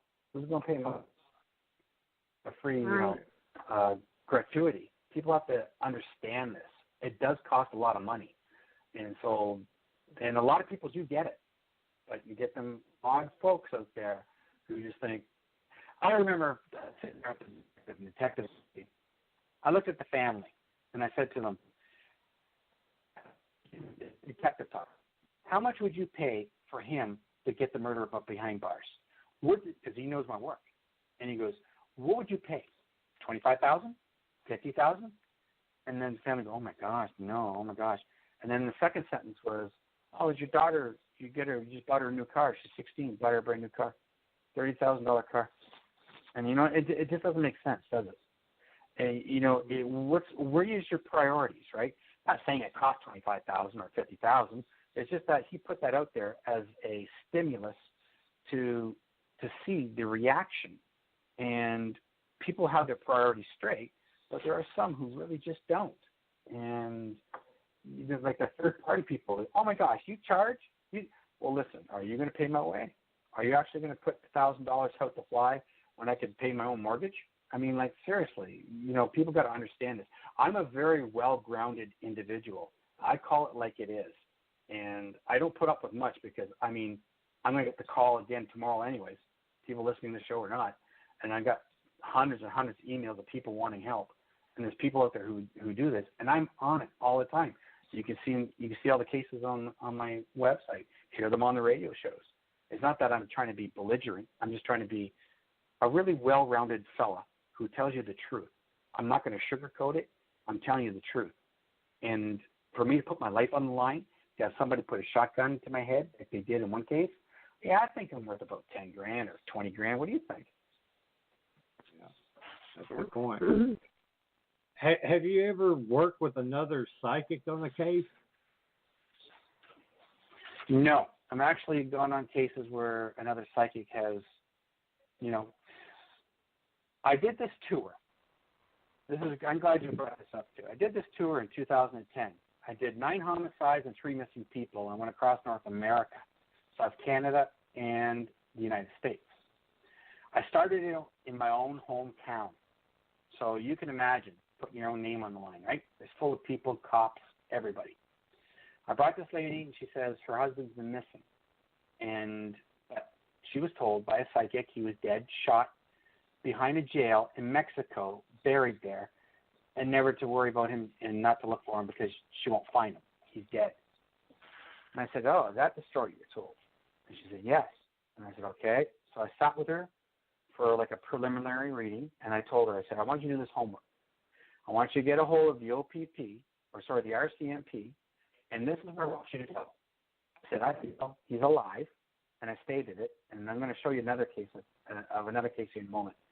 And I said, he's alive, but he got whacked. She looked at me and thought, I'm crazy. And I said, no. So she did her homework. The show comes up now. She agreed to come on stage, and I said, I don't want to tell you much more because this is supposed to be on stage. I'm supposed to read you live in front of the audience and the police there. So she does her homework. We get on stage, and she says, I did what you said, and I contacted them out west, and he told me it was a matter of privacy. And I turned to the crowd, and now I can imagine what's going through your mind. Same thing's going through my mind. He's alive. It's a matter of privacy, right? I mean, you break it down. Get down to it quick. Get down to the substance. Let's go. So I said, really? And no sooner than I say that, I hear a little voice in the audience go, and that's what they told us too. And then the spotlight from me on stage swung out to this lovely lady in the audience, and it was his mother. And they were estranged from the lady on stage. They didn't talk to one another anymore. So I jumped down, grabbed the mic, and I go to her and I said, what did they tell you? And she says, it's a privacy issue. And I said, okay, so it's a matter of privacy. It's a privacy issue. I said, it's the same thing. I said, you talked to the same detectives? And I asked her and her. There was 2 different detectives, and they both said the same thing, a different way of saying it. And I said, okay, and I told her exactly where he was and what have you. Sure enough, the man's alive. He wasn't dead behind the jail in Mexico, buried. So that's being one example to you. Another example, you can read the letter.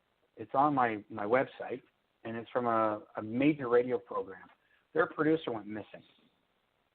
And they said they filed a missing persons report in Florida, Hamilton County, Florida. So the detectives called me up, and they said, what can you do? We've had this guy from TV who's a psychic. He says that he's shot and dead in a hotel, but he can't locate him. And I said, okay, I'll read it. Show me his picture. They sent me the picture, a little bit of information about case file of who he was and whatever. And I said, no, he's not dead. He's alive. He'll call you in 3 days. They laughed and hung the phone up. So then I waited, and then I get this letter. I'm going to go to it myself right now because I love reading this one. So you click on murder missing persons cases. You scroll down through all those cases, and you get to the X-Zone radio show. And it says here, that's the actual email that came in on February 4th, 2006 at 10:18 a.m. Dear Robbie, sometimes I think you're an angel. I'm sorry I didn't get your reply in time, but it all worked out okay. I have wonderful news. Corey's mom's just called, and he is fine. He was ticked off, just like you said. So, I mean, there's that 2 different demographics I showed you of people who do that. And when you asked me earlier in the show, the difference between somebody who has real ability and somebody who thinks they have ability, well, there's 2 good examples right there. And one individual is actually on TV. Yeah, wow. Oh, that's scary. Does does anyone else in your family have psychic abilities? And is there any way someone can be trained to have these abilities? God's the trainer. God will pick you, Rodney, today, and do what He has to do with you. You're the messenger. People say, I sign up for these courses, and they're going to teach. Nobody can make you any more than what you are. So they can guide you into understanding the ability and how far you can go. But they can't say, okay, now I'm going to turn you into a first-class psychic profiler and make you go solve murder cases. No, that isn't true. That doesn't happen. And if somebody tells you that, run far, run fast. That's like taking wooden nickels from a stranger. And a lot of people who hear this right now aren't going to like me for saying it, but it's the truth. I mean, really, you want the truth or you don't. Sit there and look at it. I wasn't coached. I had to learn from an early age all the way how to turn this around, what this meant, why am I seeing this person, what's going on. That's how it evolved.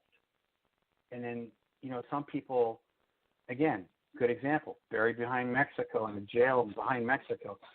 That's a prime example. Another one, he's dead in a hotel, but I can't locate him. But yet I tell him he's alive, in 3 days they call him, he's dead. I mean, these are just real thumb stickers. They fit like a sword, and that's the truth. Yeah, you can't. Well, what kind of, if, say, for instance, if my family decided, because back in 1977, I had a cousin disappear with two friends. After years and years, they finally arrested a man who they said killed him. But there was never any confirmation. They never did find bodies. Say my family was interested in finding someone to help us find out the truth if he was the one who murdered them or not, or if they're still alive. How could we check in to see how legit they are? Look at their credentials. I mean, for instance, let's just say you just posed that question to me, other than outside of the realm of who do we look for. I would tell you, go to my website, take a look at my credentials of all the cases I've done. The detectives' names are right there. Call them up.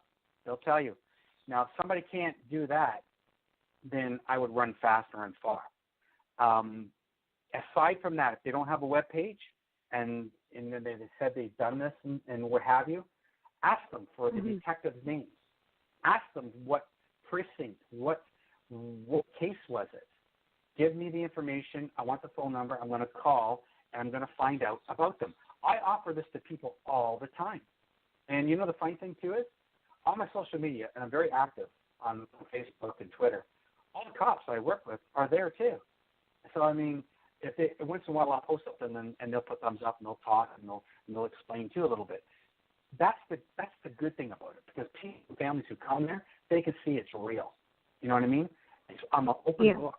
There's nothing to hide, and that's how it should be for families. You want that? You want somebody who's real, who's done it? Ask that person to give you a detective's name, a case they've done that they've actually. I'm not saying that they got on a case and they didn't solve it. You want somebody who's proven themselves. Do it that way. Oh, okay. Well, here's a question I like to pose to people. Other than the paranormal experiences that you've had, have you experienced anything crypto or? Rodney, a lot. Okay, this has been one hell of a night trying to get a question in. Woo!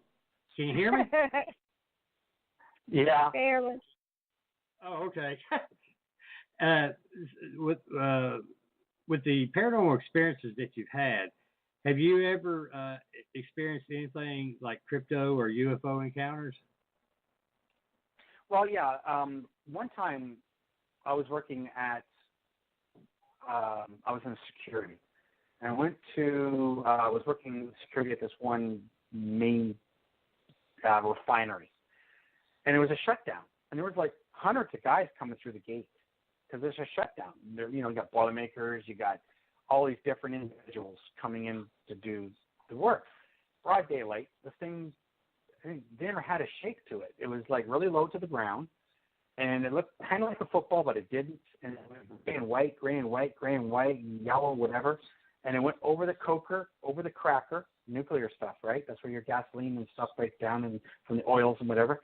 And it kind of hesitated and stopped for like a brief second, and then it went back slowly. And it was going across, and everybody's standing there looking at this. And then you hear on the radio, lock the gate, stay off radio communication. And everybody's seen it. And then you hear the Air Force jets from Alfred Air Force Base in Michigan. You can hear them screaming across the sky, and this thing just went, took off. And I'll never forget that. That was awesome. That was really close. Broad daylight, right there. I mean, just a few hundred feet off the ground. Yeah, there's been other times you see things, at night like anybody else, floating around and whatever. You can tell the difference between a satellite that goes straight line across the sky versus something that zigzags, comes back, and you know what I mean? But other than that, that's pretty much my very, very close encounter would be that one. And I mean, I wasn't the only one to see it. Cool. Well, I got a message right now from somebody that's asked me to re-ask the question where we were breaking up so bad earlier about how far back as a spirit being contacted, like such as the 1700s, 1300s, or even further back in thousands of years. Have you been contacted by somebody or something like that? Yeah, I mean, I look at that question. It's a very great question. And if people can contact ghosts now, why can't they contact dinosaurs and what have you? I used to have a forums in the mid-'90s, and that's where that one lady used to follow me, that her child I took out of the sex slave trade, and she wrote that letter. She said, I never thought I'd have to use you, but I have to. And long story, but anyways, I had forums in the mid-'90s. I used to teach people about how to read individuals on past lives and things like that. Because we've had many. We reincarnate. I believe in reincarnation, most certainly. I know my past lives. And we used to discuss that. The furthest one I went back was to the pyramid time of Egypt when it was flourishing. And I remember speaking to that individual. And to correlate the proof positive was what was transformed back then was still happening in their life now. And I explained that to them. And they said, oh my gosh, that's what's going on now. I'm doing this and I love this. And it was what they were doing back then. That's the kind of thing I can remember as far back as I can go in looking at something like that. And give you that type of example. Now, I don't remember exactly what it was, what I talked about, because it was something nice. But I remember that situation. And in saying that, yeah, I think that's the latest or the furthest back I've ever went. Wow. Well, I understand that you do a lot of charity events. Can you discuss them and how everyone can reach out to them if they can help? Oh, absolutely. I mean, I've done breast cancer events. I've done Make-A-Wish.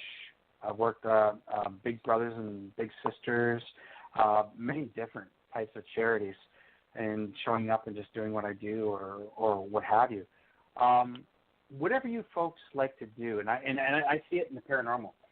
There's a great thing going on in Gettysburg right now. They're going to have clothing for the vets. If you can bring some clothing for the vets and what have you, reach out, do as much as you can for charity for people. People say, oh, charity starts at home. No, it doesn't. It actually doesn't, because it takes a village to raise a child. That is your home. So if somebody's hurting, reach out to them, do something. I've given for years and years and years out of my own pocket, nearly putting myself bankrupt, flying all through the States. My wife used to say, her saying was, I help perfect strangers. That was her saying. Because I would take from my mouth of my children to fly at a whim's cost, pay for everything, to fly to New Orleans, to fly somewhere else to help somebody who's perfect strangers to my family, and take that I could fed my children to help them. And did it for years. years and years and years, and we're talking thousands and thousands and thousands, because I've been doing it for so long. You know, reach out, do stuff like that. It comes back tenfold. Eventually it does. If it doesn't, don't worry about it. You're in God's eyes. I mean, it's good. I don't know how to explain it. I guess if people listening to this go, what? I said, well, maybe I'm a different brew. Maybe I am. Maybe that's how I am. But you know what? I love doing it. I love helping people. And you do it. Well, on that note, I'd also like to put this out there. I am saving anybody out there listening. I am collecting pop tabs for the Ronald McDonald House. As many of you know, my grandson was in the NICU for 5 weeks, and the Ronald McDonald House in southern West Virginia housed my daughter at that time, provided all of her meals, all kinds of people from the community came in and cooked for them. They had people come in and do things for the parents, and it's a great charity, and it doesn't take a lot. All they ask is for pop tabs to recycle, so if everybody could, that'd be great. Sorry about that little plug, right? Charity. Now that you say that, no, that's great. I did actually do for the Ronald McDonald House once. We raised $27,000 one afternoon. We were holding it at Walmart, put up, and we'd just be there holding the box and flying out grass, talk to people. And we raised $27,000 for Ronald McDonald House. That is awesome. Thank you so much. So how supportive is your family with all that you do? My family support me 100%. My wife comes on murder cases with me all the time. She's actually following me on this new filming tour with Keith Age, and we go all over the place. And we're heading in 2 weeks to Illinois. We just got back from Louisville, Kentucky. Next year is getting booked up already for conferences. People are asking me to be a main speaker at their conferences, and I'm agreeing. We just got to come to terms and what have you. She follows me. She goes with me wherever I go. She's a sidekick. She's my foundation. She's the one I bark at when I'm down, and she listens to it. And she's very smart, very, very smart and spiritual. She knows. That's great. Well, what's your plans for the rest of 2017? Any other projects or anything that you're working on that you can discuss that you haven't mentioned? Yeah. Other than people who are tuning in right now, we'll be in Illinois, Franklin County Jail, filming episode number 5. So if you want to get tickets, RobbieThomas.net. You can take a look at Keith Age or Robbie Thomas Filming Investigation Series. Hit that tab and go there. There's St. Albans. We'll be going there. We're going to go to the Bel Air House. We're going there. We're going to Whispers Estates. This is all for the series. And also now my new series, well, not new, but it's been filmed, is Psychic Profiler. And we're getting another glance at it. People are going to look at that. So hopefully that gets picked up as well. I've been casted for, oh my gosh, just this year alone, and it's not even over. I'd say about 5 different shows. But, you gotta look at the producer and the viable access it would have on TV and, everything that encompasses it. But I said, yeah, sure, put my name down, and we did a little bit of stuff here and there, but it never did come to fruition, more so than what Keith Age and I are doing now and Psychic Profiler. So what I'm very pleased with, I know out there know this, is that when you get tied into a series, you can't do another series. But the Psychic Profiler is murder, and with Keith, it's paranormal. It's too different. So I am going to be able to, because the producers already said, and I'm partners with the shows. They all agree that, yeah, I can work with one another and do those other shows offset. So cross your fingers, both of them get picked up. I'd love to be able to help people and then be able to bring some entertainment to people, too. That's great. So, again, if anyone is interested in finding out more about you and your work, along with how to get copies of your book, or have any concerns, questions, thoughts, or comments, again, how do they reach you? Yep, go to RobbieThomas.net. Very simple. ROBBIE, Thomas.net. All right. Well, Robbie, I apologize so much for the technical difficulties tonight. It seems like every time I have someone that I have so many great questions for, it always throws a damn wrench in the damn fan.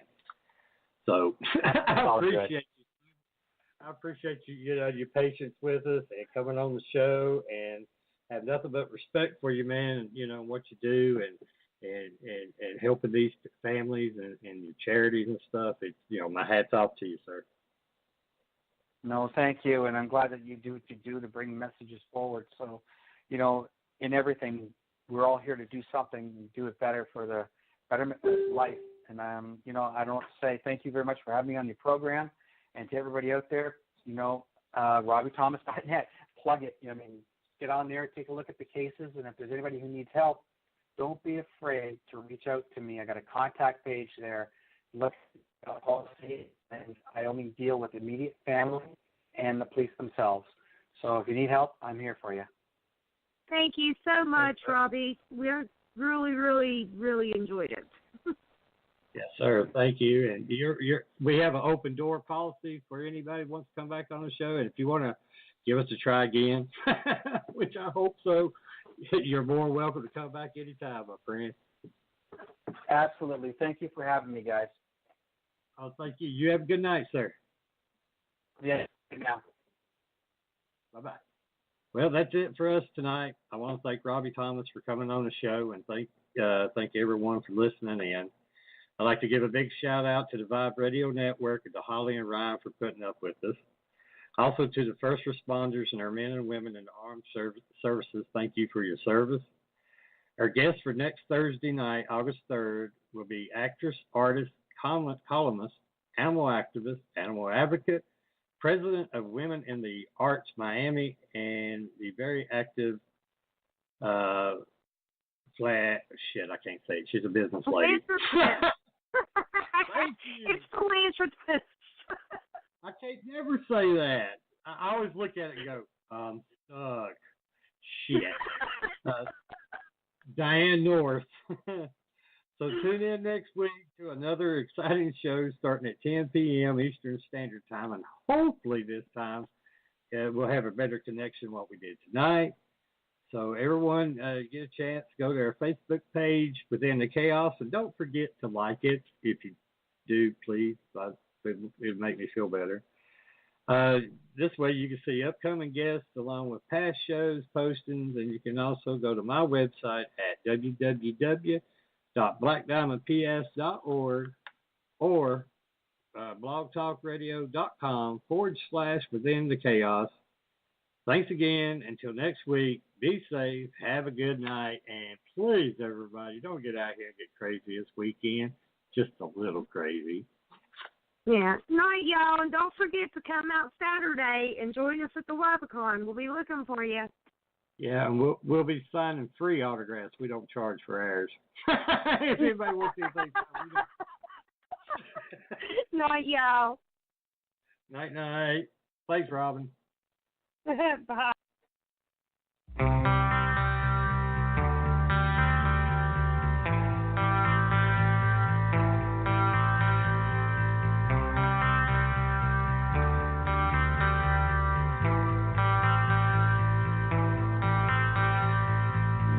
Never let it out, you never let it go.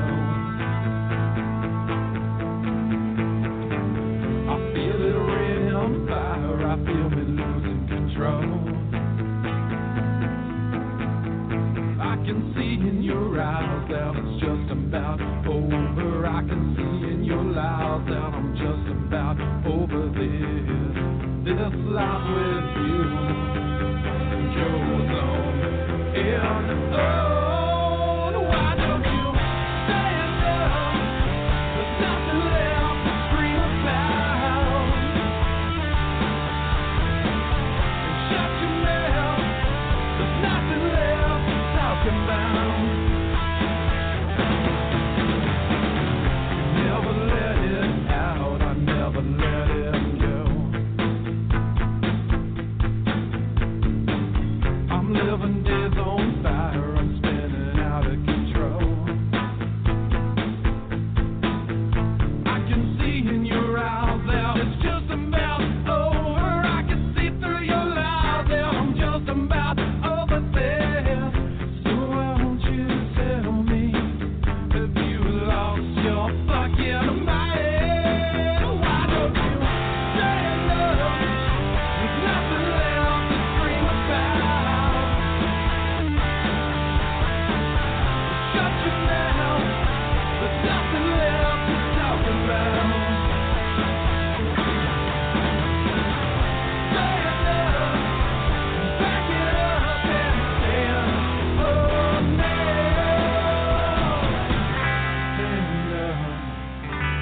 nothing left to scream about. Back it up, there's nothing left to talk about.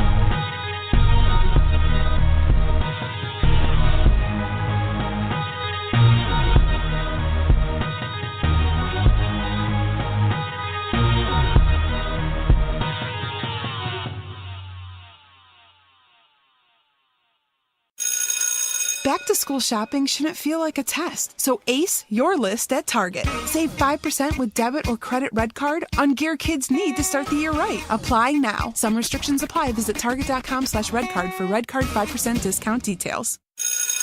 Back to school shopping shouldn't feel like a test, so ace your list at Target. Save 5% with debit or credit red card on gear kids need to start the year right. Apply now. Some restrictions apply. Visit target.com/redcard for red card 5% discount details.